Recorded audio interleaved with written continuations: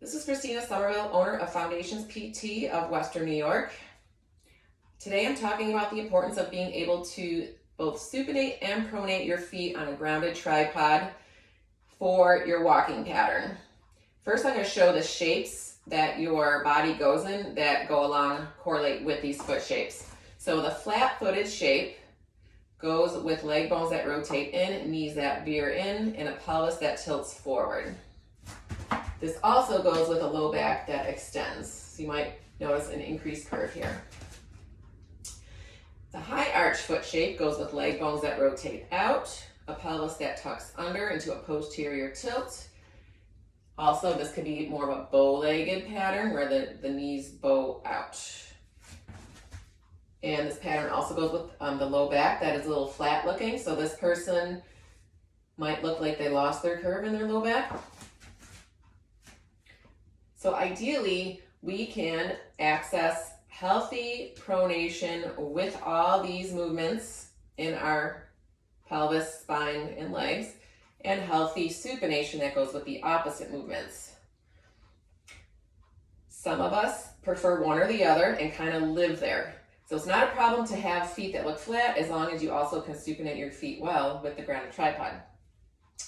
Some of us have one foot that is higher arched and one that is lower arched, and that can go with the pelvis that is shifted, more of a windswept posture, or also a pelvis that is hiked.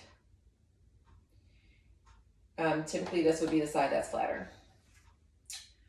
How does this affect our walking? So when we're walking, after heel strike, so heel strike ideally is a supinated foot shape, so ideally you have an arch in your foot. When the foot comes down and you're loading, ideally you are pronating with that grounded tripod. Your leg bones rotate in, your knee veers in a little bit. We're not talking like that.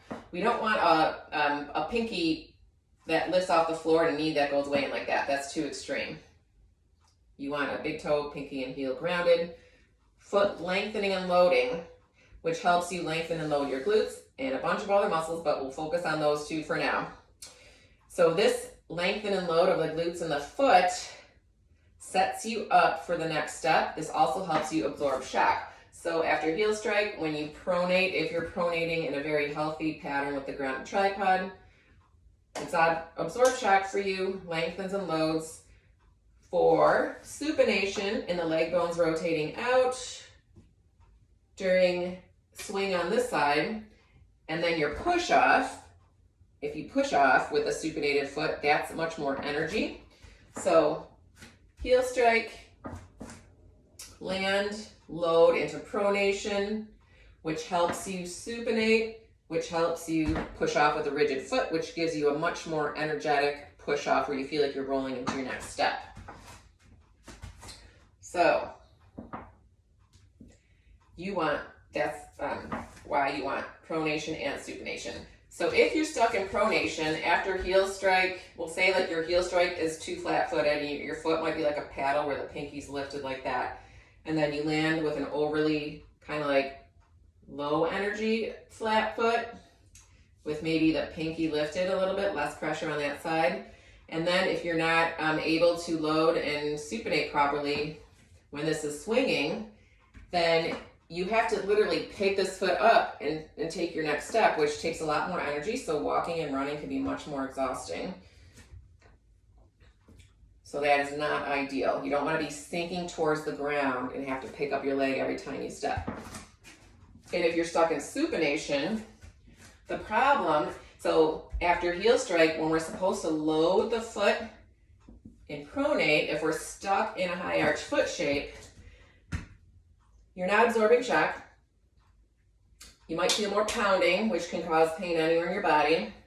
And you might notice that you feel like you're more of a rigid type when you're walking, like just a lot of rigidity and not a lot of flow. So that doesn't feel good either. You want both. And then another good benefit to being able to go both into supination and pronation is your resting stance tends to be somewhere in between instead of too extreme one way or the other. So then you could feel more comfortable standing.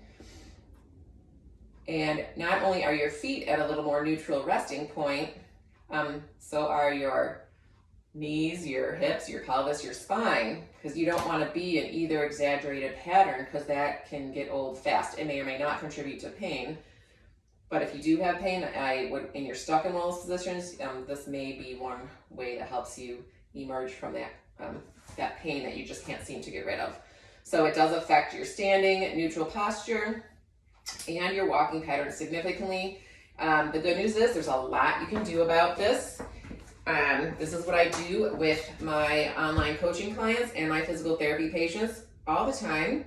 For more information, you can go to my website, foundationsptwny.com, or see me on Instagram, foundationsptwny, or no, foundationsptofwny on Instagram and Facebook.